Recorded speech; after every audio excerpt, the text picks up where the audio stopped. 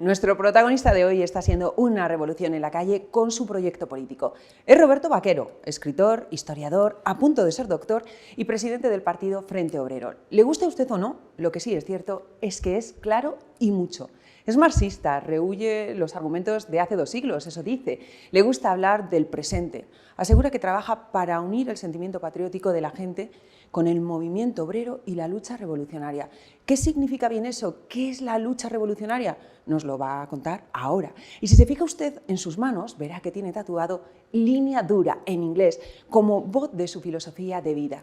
Critica a Podemos y a Sumar, y por si no lo sabía usted, estuvo 49 días en la cárcel en aislamiento terrorista por organizar una brigada para ir a combatir al Estado Islámico, y estando en la cárcel escribió un libro de esa experiencia. Vamos a hablar de todo ello con él, de su visión del país, de los cambios que considera necesarios, de sus desavenencias con Podemos y Sumar y también de ese paso por la cárcel. Bienvenido, Roberto. Un placer. Pues encantado de estar aquí. Pues encantadísimos nosotros de que estés. Lo primero de todo, ¿qué es el Frente Obrero? Bueno, el Frente Obrero es un frente amplio, es decir, hay gente bastante diversa dentro de unos mínimos y la idea vertebradora de todo eso es el patriotismo revolucionario, que es mezclar precisamente la lucha tanto en defensa de los derechos de los trabajadores como los intereses a futuro, que es diferente. Hemos visto como en Sumar, por ejemplo, hablan mucho de conquistar derechos o de defender derechos, pero es que eso no es nada, o sea, porque de hecho se están perdiendo. Es defender los derechos que ya se tienen y luchar por los intereses futuros de los trabajadores, precisamente abogando por la transformación de la sociedad, y es fusionar esa lucha obrera con el movimiento, desde nuestro punto de vista patriótico, de defensa del país, de nuestra historia, de nuestra cultura, de nuestra esencia, de nuestras tradiciones, y fusionar esas dos cosas que creemos que son los dos motores principales del cambio y de la defensa de lo que somos. Se te tilda de muchas cosas, sí, y lo sabes, y vamos a ir como desgranándolo para que quede muy clara cuál es tu postura en cada una de ellas, ¿no? Pero cuando tú dices lo de lucha obrera, ¿cuál sería la definición exacta de lucha obrera para ti? Pues es lo que he dicho, es la defensa de los derechos de los trabajadores y de los forma intereses. Pacífica, ¿se entiende? Bueno, de lo como haga falta, eso depende de la coyuntura. Yo no soy un hippie que pienso que la violencia es mala por sí. Yo creo que es una herramienta y dependiendo de las condiciones materiales, pues debe usarse o no. Cuando van a violar a una persona, si tú intercedes de forma violenta, estás haciendo algo positivo. La cuestión es, de hecho, yo creo que ahora mismo vivimos con mucha violencia, aunque sea la ejercida por el Estado o la ejercida por determinados grupos. La cuestión es si es legítima, si es por el bien de la mayoría o si es para defender los intereses espurios de una minoría que nos oprime, que creo que es lo que pasa ahora. De hecho, tú ves mucha en tu barrio también, ¿no? Sí, yo vivo mucha violencia alrededor de donde yo vivo, porque los barrios obreros se están degradando. En cierta manera se está empujando a la población autóctona a abandonar esos barrios porque es imposible vivir allí. De hecho, yo he tenido muchos problemas por lo que suelo decir de la inmigración y del Islam. Y veo que las chicas, por ejemplo, las mujeres son las que más sufren este tipo de cosas por el tema de acoso, por el tema de abusos y por otros temas que son muy complicados. Y parece que de esa violencia nadie habla, porque de los seres de luz no se puede hablar, porque la violencia que ellos ejercen parece que es mágica y hay que obviarla, pero yo no lo veo así. Acabas de abordar tú un tema, la migración. ¿Qué opinas de la política migratoria? Bueno, yo creo que es una inmundicia y creo que va en contra del interés del país. Yo no culpo al migrante, porque muchas veces vienen aquí engañados por efectos llamadas, por paguitas, por promesas, algunas que no se cumplen y otras que desgraciadamente se cumplen, y creamos como una población parasitaria a la cual a una parte se la explota hasta morir para enriquecerse unos pocos, y luego hay una gran parte de ella que directamente vive segregada de nuestra sociedad, totalmente marginada, y lo que hacen es crear problemas. El umbral de capacidad del país de asimilar a la gente que llega, cuando empieza a segregarse a la gente y a vivir al margen de la sociedad, es que ya se ha excedido. En España hay más inmigrantes de los que debería, y sobre todo en determinados contextos crean muchos problemas por la cuestión del choque cultural. Ya no solo por la cuestión de la delincuencia, de cómo se vive la violencia en sus países, sino ya incluso de más cuestiones, por ejemplo con respecto a la mujer. Yo soy un furibundo antifeminista, que es muy diferente a ser machista. Yo creo en la igualdad real, pero creo que el feminismo lo que busca es la discriminación positiva para una élite de mujeres que se ponen por encima de la mayoría de las mujeres, y yo eso lo veo mucho, porque se preocupan mucho, por ejemplo, con cosas como el beso de Rubiales y lo abren en todos los telediarios, pero, por ejemplo, cuando hay agresiones a mujeres, si las hace determinada gente, no se atreven ni a decir de dónde viene la gente que hace esos delitos, ¿no? Entonces, eso de que velan por las mujeres, yo creo que la labor más contraria a la mujer que se ha hecho en este país, la ha hecho el Ministerio de Igualdad, hasta el punto de que se ha distorsionado hasta qué es ser una mujer. Mira, te has adelantado y un gusto que lo hayas hecho. Vamos a ver este vídeo. Ser mujer es tener una posición en la sociedad de desigualdad frente a los hombres. ¿Y lo pondrías así en el diccionario? En plan, Bueno, mujer, no sé, persona que tiene... nunca me han pedido el ejercicio de hacer una definición de la RAE, pero vale, estamos jugando a eso. acepto el reto. Pero lo que me dices es como podríamos poner persona que sufre de más violencia, que sufre de más pobreza, persona que sufre de más discriminación. Eso sería la definición de mujer. Sí. Desde luego, mucho más que tener determinadas características biológicas o características femeninas por excelencia que nadie sabe listar. Hay muchas mujeres que no cumplen con esas características, con una o con varias. Acabamos de escuchar a Irene Montero dar su opinión, su definición de lo que es una mujer, que no lo tenía ni claro, ¿no? ¿Cómo la iba a definir? ¿Qué puedes decir de esto? Esto es una cuestión de incultura o de oportunismo. En muchos casos suele ser incultura, en el caso de Montero yo creo que es oportunismo, porque ella vive de esto. Y cuando se jubile de la política, que espero que sea pronto, que ahora hay unas europeas pronto y espero que le vaya muy mal, se va a dedicar a dar charlas y a ser la ministra del feminismo, ¿no? Que hizo esos cambios. La ley trans, ley del solo sí es sí, cosas que son vergonzosas como sociedad que salgan adelante. Y es incapaz de dar ni una definición de mujer. O sea, se pone a decir estas cosas, pero es que por esa regla de tres ella no sería una mujer, porque ella es una persona blanca, en primer lugar, porque con el tema de los racializados ahora todo es muy importante, cis, porque es heterosexual, es una persona con dinero, es una persona bien colocada, es una persona con poder, no tiene ningún tipo de opresión de nada, entonces según su forma de definirlo, ni siquiera ella sería una mujer. Es absurdo. Hay formas de definirlo de una manera más elaborada, por así decirlo, pero es bastante ridículo que no se pueda decir hembra humana adulta, y ya te acusen de transfobia. De hecho, hubo un debate cuando las elecciones que era Yolanda, Pedro Sánchez y Abascal, ¿no? Porque Feijóo hizo el topo y se escondió en la madriguera. Y cuando Abascal empezó a poner contra las cuerdas a Yolanda, que yo creo que lo hizo fatal, dijo, ¿qué es una mujer? Y dijo ella, ¿qué es una mujer? ¿No? Le contestó con una pregunta. Y en vez de insistir, dijo, bueno, pues estamos en tablas. O sea, él mismo nos atrevió a decir hembra humana adulta. Bueno, es que hemos llegado a un punto en el que la definición que dice ella destaca que no es tema de biología. Sí, para ella es un constructo, pero es que es ridículo, o sea, es una cuestión material, ¿no? Y esta gente, precisamente, que rehuye de la metafísica y del idealismo, que defiendan estas cosas... el drama es que... Atenta a la razón. Es que esta gente es la que ha tomado decisiones, ¿no? Y siguen tomando algunos de ellos. ¿A ti te preocupa este movimiento feminista que hay, que está dividiendo realmente, ¿no?, a la sociedad y está generando crispación, incluso miedo en los hombres, por una parte, y las mujeres que sufren realmente, pues ya no se sabe si qué? ¿Te preocupa? Sí, y me preocupa también que la derecha haya asumido estos postulados, porque luego cuando salen tampoco lo cambian. Tampoco hay un gran cambio, lo vimos cuando el tema del aborto, ¿no? En cuanto salgamos nosotros, en cuanto salgamos vosotros, nada. Y estamos viendo que el PP se ha convertido también en un partido bastante woke en ese sentido, de que aceptan todo esto. Aunque ellos no lo implementen, ellos lo aceptan. Y lo veo problemático, porque no hay ninguna fuerza ahora mismo con capacidad de gobernar que pueda revertir esto.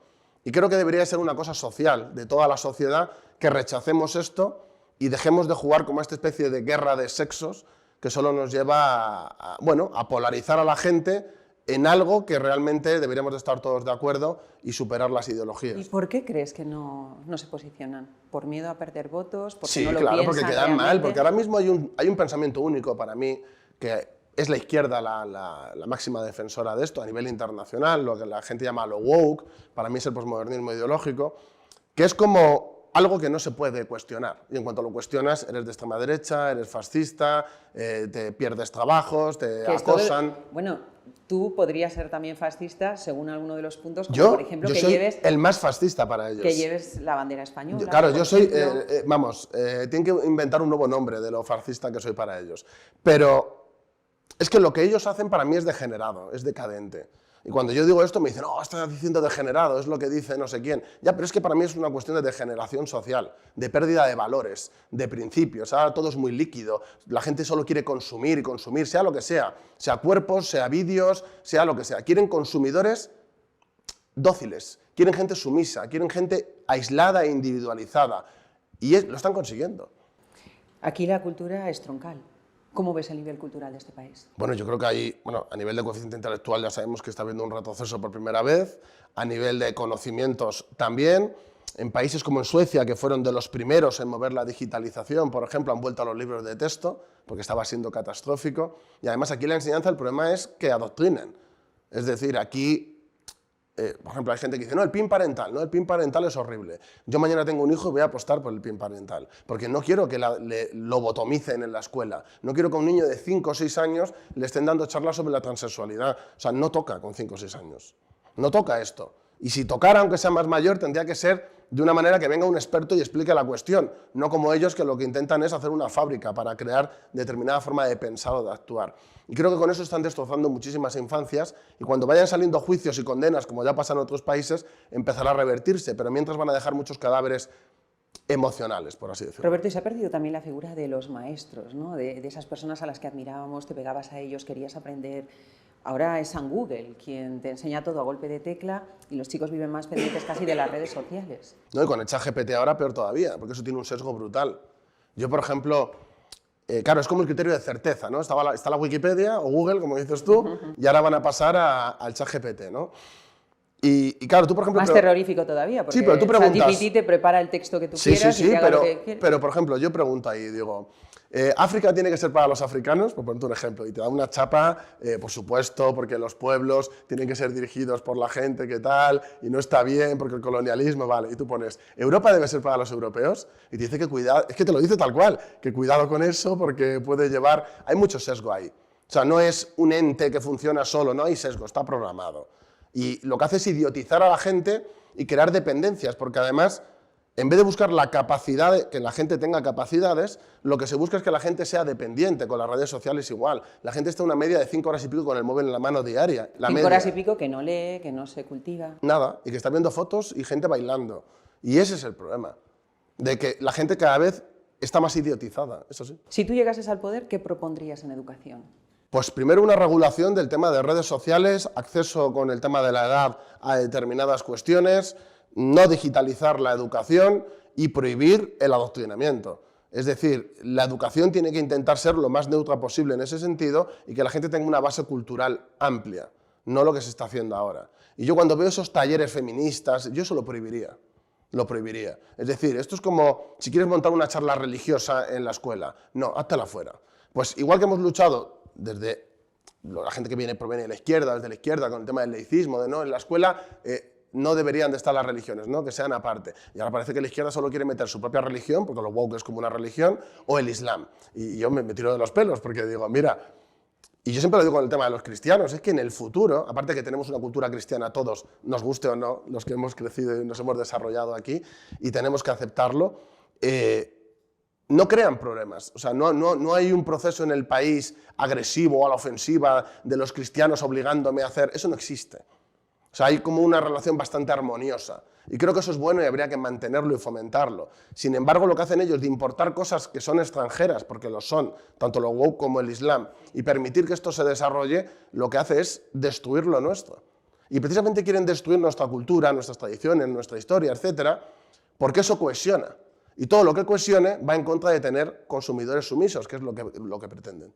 Respecto al machismo, porque claro, abordas tantos temas que es un gusto, pero yo tengo ya... No, fenomenal. Pero tengo ya como 5 temas abiertos para preguntarte. Pero para que no nos lo pasemos, que hemos hablado del machismo, el feminismo, ¿qué medidas adoptarías tú, si llegases también al poder, para frenar este casi enfrentamiento que hay ya entre hombres y mujeres? Yo primero revertiría recelos. Todas las leyes que han sacado en esta última legislatura, yo las tumbaría todas. Porque son de discriminación. O sea, todo lo que sea discriminación va en contra de la igualdad. Cuando dicen, no, es que es discriminación positiva, sigue siendo discriminación, no es positiva. Positiva para unos pocos. También el esclavismo era positivo para cierta gente, pero nadie diría que el esclavismo es un sistema en el que no se discrimine. Pues esto es exactamente igual. A mí me parece ridículo. El Ministerio de Igualdad yo creo que habría que destruirlo, habría que eliminarlo. Y esto que voy a decir me van a llamar fascista y me van a llamar de todo, pero yo creo que debería de haber... Fascista, comunista, marxista, sí, cuidado, sí. Pero sí. Deberían de montar un ministerio en el que se trate la cuestión de la mujer, pero enfocada más a lo que es la familia. Y a fomentar, hoy en día, pues ya sabéis cómo está el tema de la natalidad, lo que se promueve hoy en día, y yo creo que debería de ser distinto. Pero explica eso, Roberto, porque efectivamente va a haber mucha gente que esté escuchando y diga, pero Mira, a ver qué está diciendo, mira, que nos lleva a un retroceso. La gente me dice, no, es que Engels decía que la familia... Mira, el patriarcado no existe en Occidente, ¿vale? Porque estamos hablando de que el patriarcado es un sistema socioeconómico que privilegia al hombre por encima de la mujer por el mero hecho de serlo. Aquí se discrimina positivamente, o sea, la mujer tiene privilegios a nivel legal. No existe el patriarcado en Occidente. El patriarcado existe en Marruecos o en Irán, que la mujer prácticamente va con correa porque no tiene libertad y es una ciudadana de segunda. En Occidente no hay patriarcado ya. Eso es una cosa de otra época.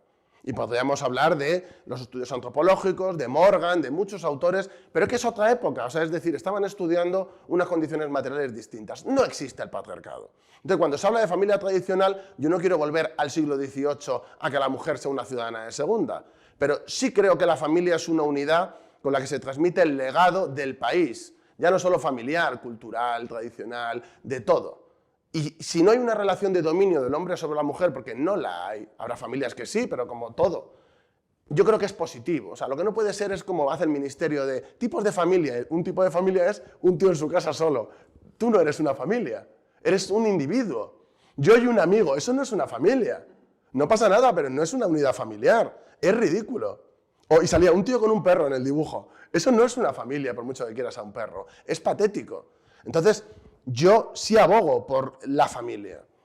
Claro, tú estás diciendo esto y habrá mucha gente que diga, a mí me gustaría decidir que me quedo en casa cuidando de mi familia o que trabajo muchas menos horas, pero la cruda realidad es que los salarios que tenemos, los precios, con esta inflación que hay, que cada vez suben más los precios, Ministerio de Familia, y con estos sistemas impositivos, y me voy ya al siguiente tema, ¿qué opinas del sistema impositivo que tenemos? Bueno, mira, que tiene asfixiados a todos los trabajadores realmente, porque tuvimos unos tipos muy altos, no solamente los empresarios, que además los empresarios, justamente los más ricos, pueden organizarse para muchos incluso estar fuera de España y no terminar tributando, ¿no? Yo, por ejemplo, aquí los que peor situación tienen, para mí, yo que soy autónomo también, yo creo que son los autónomos.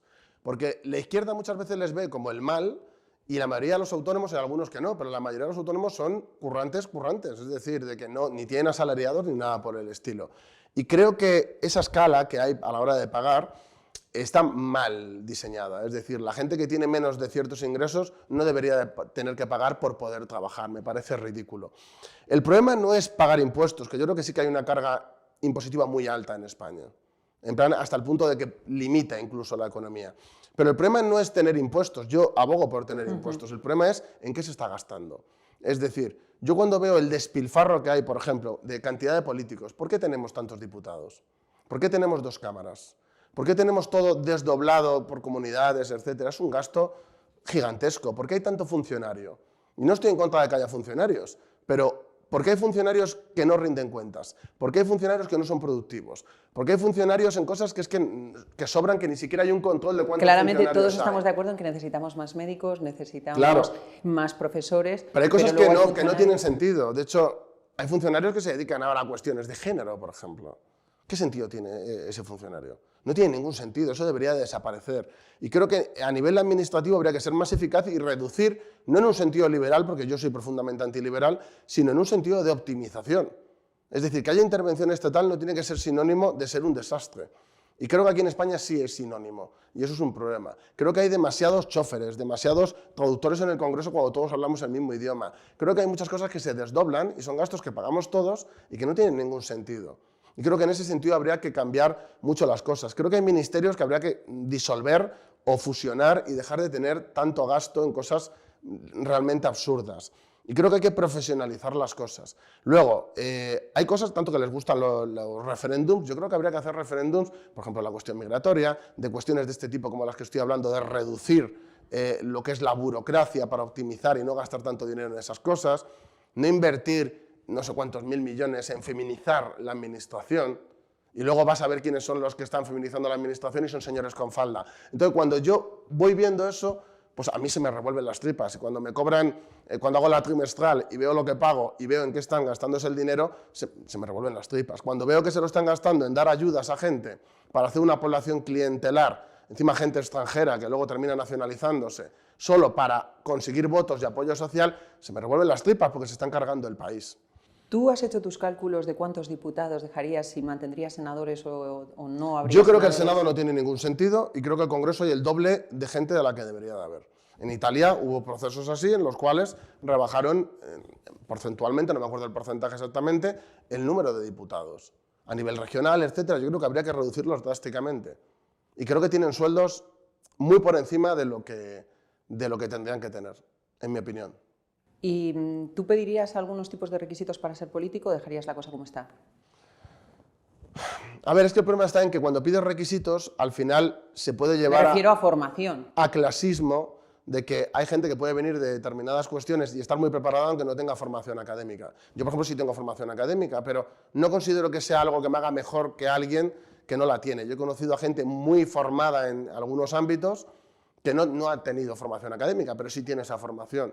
El problema está en que en los partidos se promueve a gente por afinidad y muchas veces tiene esa gente con poco nivel en general. Y ya no hablo solo de la izquierda, que es evidente, lo podemos ver con el portavoz este del pelo largo, no me acuerdo, yo le conozco como el kiosquero porque todo el mundo le llama el kiosquero, pero, por ejemplo, yo le veo y digo, este chico no está preparado para esto. Y no es por ser kiosquero, el kiosquero al lado de mi barrio es doctor en historia. Es decir, no es una cuestión de ser o no, es cuestión de qué capacidades ha desarrollado. El que era un jefazo del PP con Casado, el que se equivocó al votar, claro, es que dices, pues ese tío no está preparado para estar ahí, si no sabe ni dar un botón. Entonces no es una cuestión de derechas o izquierdas o tener una carrera o no, porque seguramente el del PP sí la tenga, pero es una cuestión de gente un poco espabilada en la vida.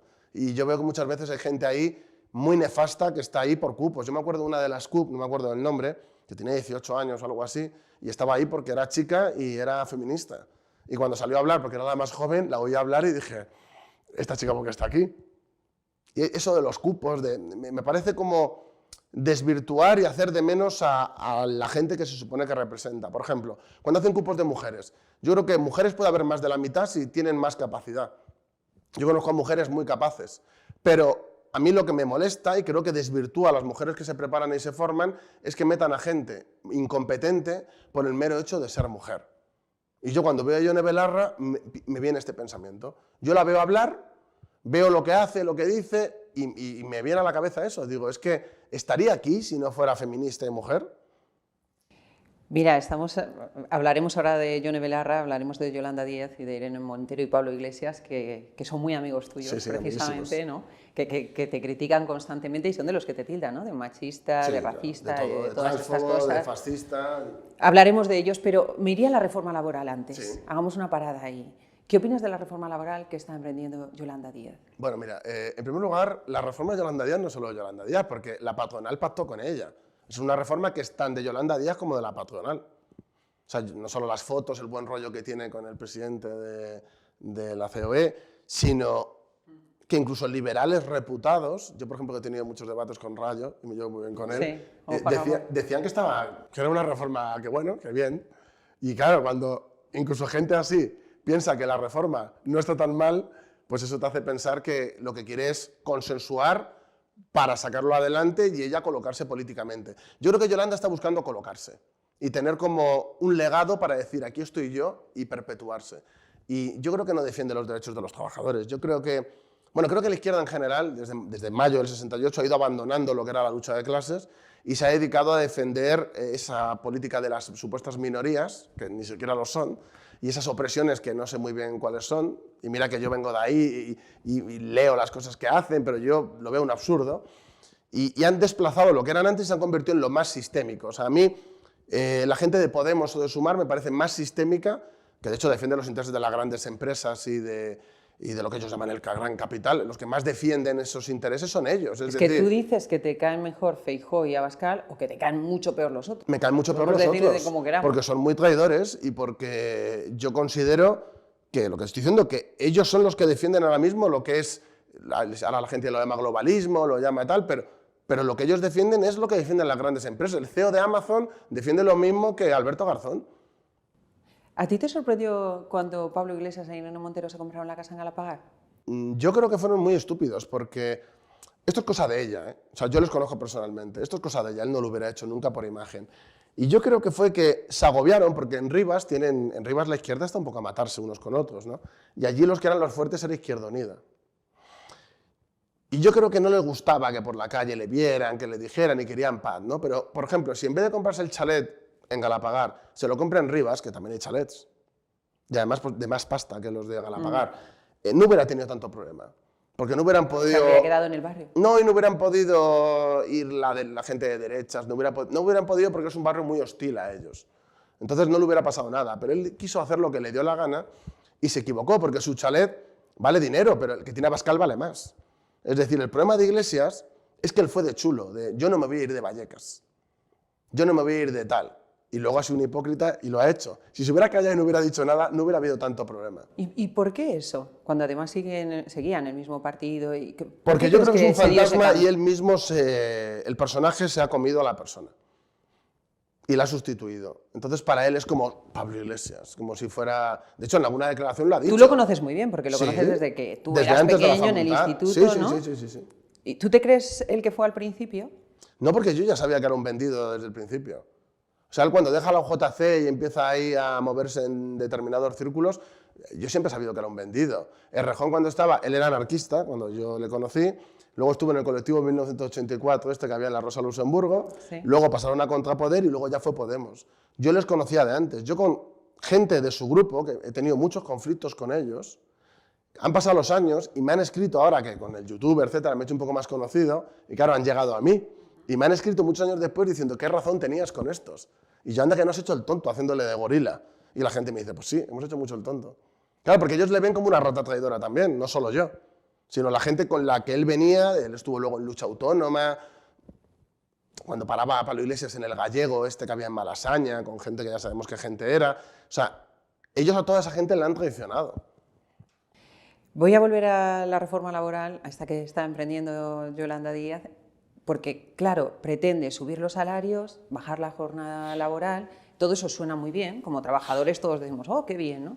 Pero todo eso tiene un coste. El coste empresarial de reducir 2 horas y media supone en torno a los 64.000 millones de euros. Bueno, eso depende. Esto tiene una repercusión también en la generación de nuevo empleo. A ver, las jornadas tienden a reducirse, esto también se decía cuando se rebajó 40 horas, es decir, esto a mí no me parece un drama, la verdad. De hecho, yo creo que hay que tender a profesionalizar el trabajo y a reducir la jornada, eso es lo deseable. Pero tú sabes, la cuestión Roberto, es que hay que hacer que va a haber planes y hay que invertir en que eso se pueda hacer. Y yo creo que ella no lo va a hacer. Entonces, se va a crear un perjuicio económico, se va a crear una mala imagen de la gente que ha conquistado o que está moviendo esa medida y creo que va a quedar en agua de borrajas. También ella vende cosas que son mentira, por ejemplo, con lo del paro. No, es que el paro, ya, y los fijos discontinuos que estás haciendo que ya no están en el paro, esos no cuentan. Cuando están en el paro, ¿qué pasa con ellos? Entonces, yo creo que vende humo. Aquí en España hay casi 3 millones de parados, hay paro crónico, hay casi un 30% de paro juvenil. Lo que ella está vendiendo para mí es humo. Los expertos dicen que se podrá liquidar en torno a 1/3 de los trabajos que se podrían haber llegado a tener, ¿no? Nuevos, de generación de empleo nuevo. Esto es peligroso, porque suena muy bien, como digo, pero los trabajadores lo que necesitamos es que a las empresas les vaya bien para que nos puedan dar trabajo. Bueno, y también forzar que haya trabajo de calidad, porque a las empresas luego les gusta, sobre todo a las grandes, contratar inmigrantes de forma más económica y se depauperiza el oficio. Yo cuando era un niño, o sea, yo creo que soy más mayor que tú, pero yo cuando era un niño, ser camarero era un oficio y la gente se retiraba siendo camarero. Eso ya no existe. Entonces, claro, ese mito de, no, el empresario es tan culpable como los de Podemos, del sistema migratorio que tenemos ahora. Porque ellos defienden la ley contra el racismo, que no hay nada de racismo, o sea, es regular a todo el mundo irregular, pero la derecha, la patronal, está pidiendo regulaciones masivas y que traigan más inmigrantes. Esto es culpa tanto de la izquierda como de la derecha. ¿Qué propones tú, Roberto? Uy, esto son muchas cosas, ¿eh? Bueno, puedo tirar mucho rato hablando. Vamos a una pequeña síntesis. Yo primero, deportar a todo el mundo que esté de forma irregular, porque si no esto es un cachondeo. Luego, un bloqueo naval en nuestras propias aguas para interceptar todas las embarcaciones que vienen, coger a esa gente, llevarla a puertos que habrá que montar especializados, porque los 100 no valen para nada, para desde allí mandarlos a un tercer país al que habrá que pagar para que ellos hagan las deportaciones y que no pisen ni suelo español. O sea, esto que está pasando en Canarias, que yo fui hace poco y te encuentras grupos de africanos por todas partes haciendo cosas que no deberían de estar haciendo y de forma improductiva, eso hay que erradicarlo porque es un efecto llamada. Eliminaría las pagas, lo que hay que hacer es fomentar que la gente trabaje. Si tú has entrado de forma irregular, no te puedes regular. Creo que a la gente que se ha regulado, que entró de forma irregular, habría que quitarles el visado y echarles. Creo que no habría que dar más nacionalidades a gente, sobre todo en determinados contextos, porque se han dado más de 2 millones en las últimas décadas y esa gente tiene hijos y al final pues, se crea un problema como interno entre españoles, pero que no es verdad, porque no es un conflicto interno entre españoles, es entre españoles y a la gente que le han regalado la nacionalidad. Creo que habría que fomentar nuestra cultura y que el Ministerio de Cultura lo que se dedique es a fomentar lo español en todo el territorio, incluyendo Cataluña, País Vasco, Galicia y sitios donde es más hostil todo esto, porque un país que no fomenta lo suyo está destinado al fracaso. Creo que las pagas habría que eliminarlas y habría que fomentar el trabajo y el que no quiera trabajar, pues se le retira el visado y que se vuelva a su país. Creo que a toda persona que delinca, que no sea de aquí, habría que echarla. Y creo que a la gente que se le da la nacionalidad y cometa delitos, habría que quitarle la nacionalidad y echarle también. Acabas de dejarnos claro las cosas que tú harías. Es muy interesante y lo tienes claro. Y detrás hay una ilusión, hay unas ganas de que todo vaya mejor. Y entonces uno no puede evitar pensar en los movimientos revolucionarios, que siempre tienen a gente que va con causas muy loables y que prometen muchas cosas muy buenas, pero que cuando llegan al poder se convierten en dictadores. ¿Qué pasa con eso? Y uno te escucha y dice, ¿pero Roberto cambiará también en el camino? Bueno, si algo me caracteriza en la vida es que a mí no me cambia nada. Yo siempre he sido muy peleón en mi vida y en ese sentido no va a cambiar. Yo ahora mismo la idea que tengo es construir algo que pueda presionar de verdad para solucionar los problemas candentes. A mí me acusan de ser un traidor y de haber abandonado la lucha de clases, ¿no? Y los intereses de los trabajadores, pero es que a los trabajadores no les interesan los baños no binarios, los pronombres y las tonterías del feminismo. Yo cuando hablo con Manolo, el de la ferretería en mi barrio, a mí me dice que tiene miedo de que su hija no pueda salir a la calle, de que cada vez la cuestión económica, o sea, y los oficios estén más depauperados. ¿En tu barrio tienen miedo a salir a la calle las chicas? A partir de cierta hora no se puede salir. Vamos, un día bueno, si vas con nosotros no va a pasar nada, pero un día te invito a que des un paseo por ahí y me dices cómo te sientes. Y que además se meten contigo, ¿no? Bueno, yo he tenido varias peleas este año pasado y yo cada vez que subo cosas, sobre todo del Islam, más que de Marruecos, con el tema del Islam, porque claro, el tema yo de las mezquitas, la financiación de las mezquitas, el tema de echar a clérigos radicales, yo ahí no he hablado antes, pero yo tengo una visión muy radical. De hecho... ¿Y cuál es esa visión? Que habría que expulsarles. Creo que habría que dejar de financiar, creo que habría que dejar de hacer que monten mezquitas y que se asimilen o se integren a lo que hay aquí. Y si no les gusta, pues que se vayan. ¿Tienes amenazas de muerte por ello? Sí, hombre, de hecho tengo juicio, porque cuando pasó lo de Marruecos, que tiramos una lona, que fue bastante polémica con Mohamed VI, y recibimos muchísimas amenazas, muchísimas, de muerte. Y de mucho islamista loco que están obsesionados conmigo. A mí no me da miedo. A mí, por ejemplo, en mi gimnasio tuve un problema un día con varios chicos marroquíes. ¿Qué pasó? Pues bueno, pues me vinieron a echar en cara cosas y yo pues no, yo tengo las costillas duras, o sea, yo no me achanto con estas cosas. Y yo se lo decía, le dije, no tuve miedo cuando me pasó lo del Estado Islámico, lo de Siria y tal, que tenían nuestros datos, o sea, los de Tarragona que detuvieron, tenían nuestros datos, o sea, que habían estado investigando de nosotros. No me dio miedo entonces eso, me va a dar miedo una panda de MDLRs de mi barrio, obviamente no. Y de hecho cuando discutió con algunos me dicen, ten cuidado que hay muchos locos, yo como para loco yo, o sea, no voy a bajarme de lo que pienso. Y yo creo que con esta gente hay que confrontar.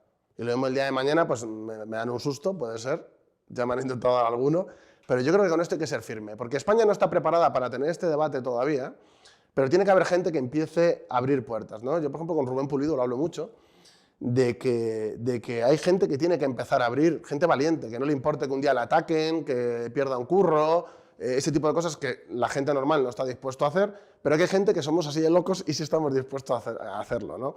Y yo soy así y creo que es lo justo, ¿no? Tanto para mi país como para en general mis valores y mis principios. Y cuando veo que están siendo desplazados por otra cosa, pues yo lo único que hago es encabronarme y tener más ganas de pelear por esto. ¿Tú estás preocupado con todo lo que nos cuentas? ¿De cómo ves el país? Muchísimo, a mí me quita el sueño. El tema de la inmigración masiva, el tema del Islam, el tema de la sustitución étnica, el tema de la delincuencia, cómo está avanzando. A mí me quita el sueño. El tema de que traten a la mujer como una basura y que no pasa nada. Y aquí, claro, la manada de violadores, si son de Sevilla, salen todos los sitios, las fotos donde trabajan, absolutamente todo. Cuando luego ha habido manadas de marroquíes haciendo lo mismo, se tapa. ¿Qué pasa? ¿No es una violación igual? Si encima son más, y son más comunes. ¿Por qué cuando es un español sale en todos los sitios y cuando es de otro sitio no? ¿Por qué cuando un loco venezolano que tiene nacionalidad, pero es venezolano, asesina a no sé quién, dicen, no, un español? ¿Un español de qué? Un español. Español es quien tiene la cultura española, no administrativamente español. O sea, ese papel no vale para nada. Español es si te has criado y desarrollado en la cultura española. Nacer aquí, si tú vives aislado de la sociedad, no te hace español. Esto es otra cosa que sé que es muy polémica, pero es la realidad. Y a pie de calle la gente lo ve, lo vive y lo sabe. A lo mejor un tío que está en La Moraleja no, pero un tío que está en un sitio donde hay mucha inmigración sabe que estos se juntan con estos y estos se juntan con los que son como ellos. Porque tú tiendes a juntarte con lo que es como tú. ¿Qué opinas de Pedro Sánchez como político? A mí me parece un mercenario, me parece una persona que ha vendido lo poco que quedaba de soberanía del país, lo ha terminado de vender. Un país del tercer mundo bananero como es Marruecos, que es una dictadura despótica, repulsiva, nos chantajea y hace lo que quiera con nosotros. Y si tuviera un poco de dignidad, tenga lo que tenga de él, con el espionaje o lo que fuera, yo lo haría público si fuera él y diría, esto es lo que tienen, se acaba el chantaje con Marruecos. Rompería relaciones con ellos, me acercaría más a Argelia y les haría el sándwich para que no sigan con su expansionismo, porque tienen pretensiones aquí en España, en Ceuta y Melilla, en Alemania, ya han montado un partido turco para las europeas, para defender el Islam. Aquí también va a pasar. ¿Qué habría que hacer con ese partido? Ilegalizarlo, perseguir a los que lo montan y echarles, porque son gente que defiende intereses extranjeros en nuestro propio país. Y esta gente dice, ¿y qué es España? ¿Qué es la cultura española? Y digo, ¿y qué es la cultura de Marruecos? Y se enfadan. No, pero ¿cómo puedes decir que, amigo, lo tuyo no se puede tocar, pero lo nuestro sí? Pues no me da la gana, yo soy patriota y voy a defender lo mío. Y la cultura española hay que defenderla y promoverla. Y llevamos décadas sin hacerlo. Y nos van a comer. ¿Y qué opinas de que el gobierno esté integrado también por EH Bildu, por independentistas? A mí me parece una vergüenza. Yo espero que haya elecciones y o pierda Pedro Sánchez o por lo menos no tenga que sumar con esta gente. Porque son los enemigos de España que quieren literalmente destruir a España, en plan que es programático suyo, decidiendo lo que se hace o no. Gente del PSOE diciendo que Otegi está haciendo más por España que los patriotas de pulsera. Y es como, mira, a mí no me gustan los patriotas de pulsera, porque para mí eso ni es ser patriota ni es nada, pero por lo menos esa gente no molesta en ese sentido. Pero probablemente no se pone Otegi es una rata. Pero puede que se pongan la pulsera simplemente porque les gusta la bandera española, ¿no? Sí, y ya también. directamente están tildados. Ya, pero ellos se de refieren, fachas. yo creo que cuando hablan de patriota de pulsera se refieren al típico, o sea, a un estereotipo muy concreto, en mi opinión. Bueno, nos lleva esto a un tema, que es el tildar a alguien de facha. Y ahora en este país están los fachas y los no fachas, que parece que no ser facha es lo mejor, y ya, pues eso, el que lleve la pulsera es facha, el que tenga determinados comportamientos, que es estar orgulloso de su nación, ¿no? ¿Qué opinas tú de eso? Bueno, esto, ya hablaba Kluskar de ello. Lo que intentan es que todo lo que se salga de lo que es el pensamiento único que ellos articulan es reaccionario, fascista, de extrema derecha, y ya no saben ni lo que es decir, incluso entre ellos mismos se llaman fascistas, dependiendo de lo que pase. O sea, se ha desvirtuado el término, es como el término comunismo. Hay gente en España, de la derecha, que piensa que vivimos en el comunismo, ahora, aquí. Y es como, no vivimos en el comunismo, lo siento. No hay socialización de los medios de producción, o sea, no hay nada de eso. Nada, absolutamente nada. Pedro Sánchez está en la Internacional Socialista, que son los que gobiernan en media Europa. Es irreal, es irreal. Y hay gente de izquierdas que dice que son más de izquierdas que el gobierno, que dicen que vivimos en el fascismo. ¿Qué vamos a vivir en el fascismo? Si viviéramos en el fascismo, esa gente no existiría. Es irreal y hay una distorsión de los términos, de que la gente no sabe ni lo que es fascismo, ni lo que es socialismo, ni lo que es comunismo, y todo lo llevan como a lo suyo para intentar a los hooligans de su escena tener apoyo. Y creo que eso es desvirtuar. Tú eres comunista y a lo mejor te Sí. está escuchando alguien y dice, a mí me gusta mucho todo lo que dice, pero cuidado, y si llega él, ¿qué pasa? ¿Todo va a ser de todos? Bueno, yo ahora mismo estoy enfocado, y lo digo siempre, en las labores del Frente, en el programa del Frente. El Frente no es comunista, la mayoría de la gente que hay ahí no es comunista. Viene gente desde la izquierda hasta la derecha, es decir, nosotros tenemos gente que estaba en Vox y más a la derecha, tenemos gente que viene de Podemos, es decir, somos un frente amplio y nosotros nos dedicamos a eso. Y creo que en la coyuntura internacional que tenemos, en la que el comunismo está muerto y el fascismo está muerto, creo que estar hablando de, como la guerra civil, como hacen ahora mismo los políticos, de rojos y azules, izquierda y derecha, eso son dicotomías que ahora mismo están muertas. No, es que viene el fascismo. ¿Qué fascismo? No hay. Es que no hay nadie. Los grupos de fascistas son grupos de 10 personas y están perdidos en la vida. No es que viene el comunismo. ¿Qué comunismo? Enrique Santiago, que es un progre ONGero, ese es el comunismo. Me da la risa. Que eso está muerto. Tienen que asumirlo, eso está muerto. Tú puedes tener tus referentes históricos, tú puedes tener tu ideología, pero eso a día de hoy, por lo menos en Europa, está muerto. ¿En un futuro reflotarán? Pues seguramente, precisamente por las políticas migratorias que están teniendo. Pero es que centrarlo ahora en comunismo y fascismo es el juego este de somos tontos todos, nos toman por memos y están jugando, y están polarizando. Y luego son todos amigos y se van a tomar copas al bar juntos. En la guerra civil, tú ves, antes en la República, tú ves lo que hacían, por ejemplo, los falangistas, el Partido Nacionalista Español, los comunistas, los socialistas. Son gente que no solo se amenazaban, se mataban y morían por sus ideas. Pedro Sánchez, Enrique Santiago, Abascal, Feijóo, no van a hacer nada de eso, porque no lo viven, porque son gente que son casta política. Roberto, ¿tú estás dispuesto a morir por tus ideas? Sí, ya fui a la cárcel por ello, estuve en régimen FIES 3 antiterrorista, que es lo peor que hay. He estado en lo peor de lo peor que hay. A mí me pegaron, me estuvieron jodiendo la vida cuando estuve allí, y me dio igual. Y salí y seguí haciendo lo que me dio la gana. ¿Volverías a hacerlo? Sí, pero mejor.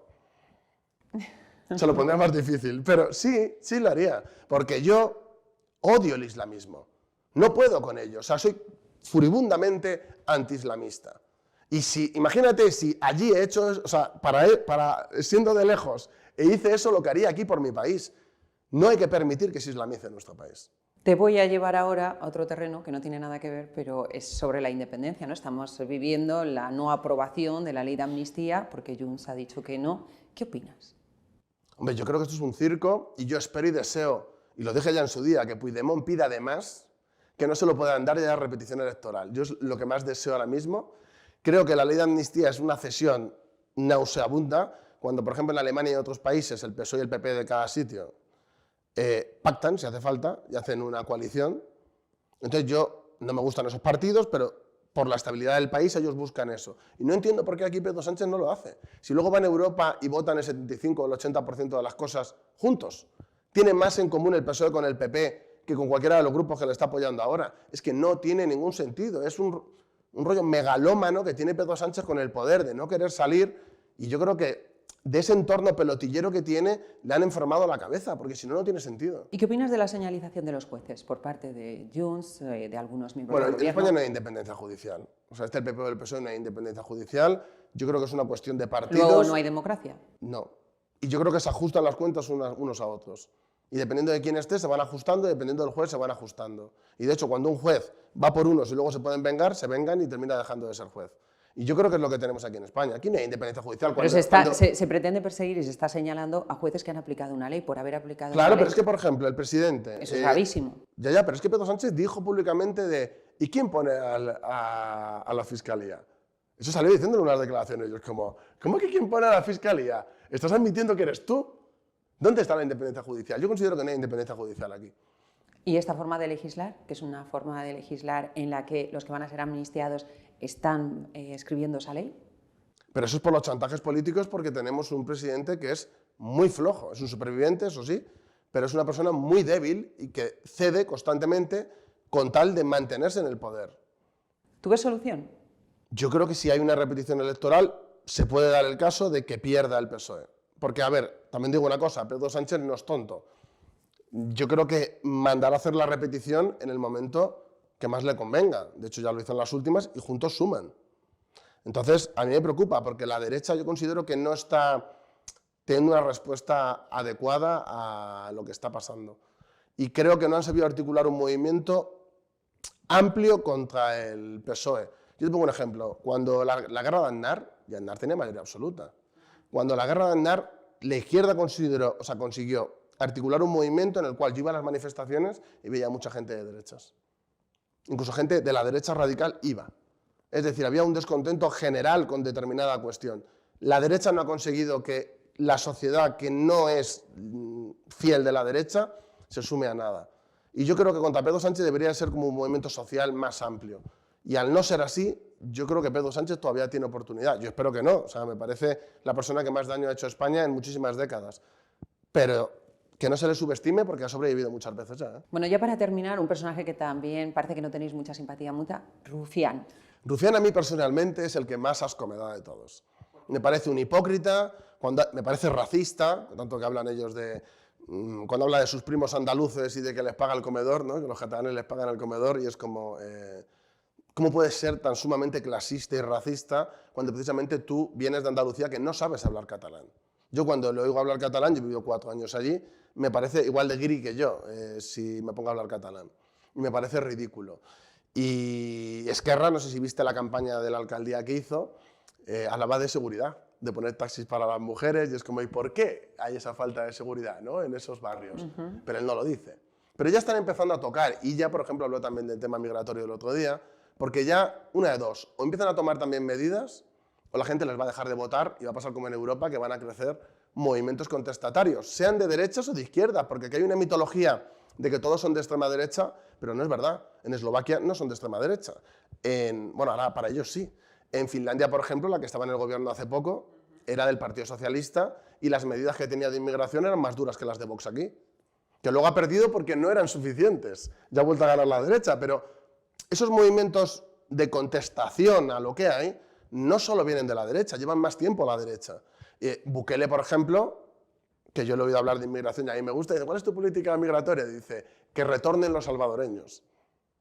A mí eso es lo que me gusta. Yo creo que traer de habría vuelta que al país a los que sean que retornen los españoles, porque a mí me llaman mucho la racista. fuga de talentos que tenemos. Me llaman mucho racista por decir que España lo que necesita son españoles. Porque la gente dice, no, España necesita inmigrantes. Eso está muy bien, ¿no?, según la gente. Yo digo, España necesita españoles e hijos de españoles. No, eso es racismo. Y yo, ¿racismo por qué? Yo no he hablado de razas, yo no he hablado de creernos por encima de los demás, pero defender, llamarlo nuestro, no es discriminar a los demás. Si nosotros empezáramos a ir por millones a Senegal, dirían que es colonialismo y que esto no puede ser. Ya, ahora sí, para terminar, ¿qué medidas adoptarías para controlar precisamente estos movimientos que pretenden la independencia en nuestro país? Yo creo que habría que... ¿Mantendrías las autonomías? No. Yo creo que habría que tener una política estatal, primero de cortar la financiación, y luego de confrontar políticamente a todos los niveles. Yo creo que hay mucho miedo y mucho complejo. Incluso con lo del referéndum la gente se caga encima, la derecha se caga encima con eso siempre. Si hay un referéndum en Cataluña mañana montado por el Estado y no por esta gentuza, ellos pierden el referéndum. Ellos en realidad no quieren hacer un referéndum de verdad, porque ellos no se quieren independizar. La gente del proceso quiere cobrar. Si os fijáis, casi todo es una cuestión de dinero. Ellos quieren dinero y dinero y más competencias y dinero y dinero. ¿Quién les va a dar el dinero si se independizan? Ellos son procesistas, no son ni independentistas. No hay que tener miedo a confrontar con ellos. Y sobre todo habría que cambiar las leyes electorales y la financiación. ¿Por qué tenemos que estar sobrefinanciando un partido que a nivel de voto, a nivel estatal, es nimio? Que se busquen ellos la vida y que lo financien ellos. ¿Por qué estamos financiando organizaciones culturales que son fundaciones que fomentan lo catalán y en realidad están fomentando lo que están fomentando? Eso es ridículo. ¿Hay embajada de Albacete en algún sitio? No, pues tampoco debería haber de Cataluña. Es ridículo. Y luego yo creo que las comunidades, esto que voy a decir es un poco polémico, porque nosotros venimos de defender otras cosas que con el tiempo hemos evolucionado y hemos cambiado. Porque hay gente que va a decir, tú defiendes el derecho de no sé qué. Mentira, el Frente no defiende nada de eso. Lo que el Frente defiende es que todas las comunidades sean simétricas y acabar con los privilegios de unas sobre otras. Y la gente dice, no, pero es que entonces eso no es federal, es que ya no sale ni en nuestro programa. Eso ya no existe en nuestro programa. Porque la gente evoluciona y ve las condiciones materiales y hay que adaptarse a los nuevos cambios. Y lo que no es normal que Extremadura tenga una situación desventajosa con respecto a Cataluña. Un extremeño es igual que un catalán. Entonces deberíamos tener todas las mismas competencias y la misma financiación y los mismos derechos. Y Cataluña, aunque ellos dicen lo de España nos roba, pues no sé el qué. Los extremeños están robando a los catalanes, de verdad. ¿Por qué tiene tanta industria y tiene tanto recurso Cataluña o el País Vasco? Porque España invirtió ahí. Si hubieran invertido en Extremadura, pues entonces no tendrían esa industria. Vamos a decir que también tenían algunos recursos, pero sí, efectivamente. Hombre, pero se invirtió muchísimo desde la propia España, que para mí Cataluña o el País Vasco es parte de España. Tanto el territorio como la cultura. Es que para mí lo catalán y la cultura catalana es parte de la española como pueda ser las cosas que vienen de Sevilla. Roberto, qué gusto escucharte, porque como yo decía al principio, que yo se lo prometí a usted, él es claro hablando. Le habrá gustado, no le habrá gustado, pero no ha podido ser más nítido, transparente como el agua. Gracias, gracias a ti. Por visitarnos aquí en el plató, por ponernos luz en todas tus ideas, en cómo ves las cosas. Ha sido un placer. Gracias a vosotros.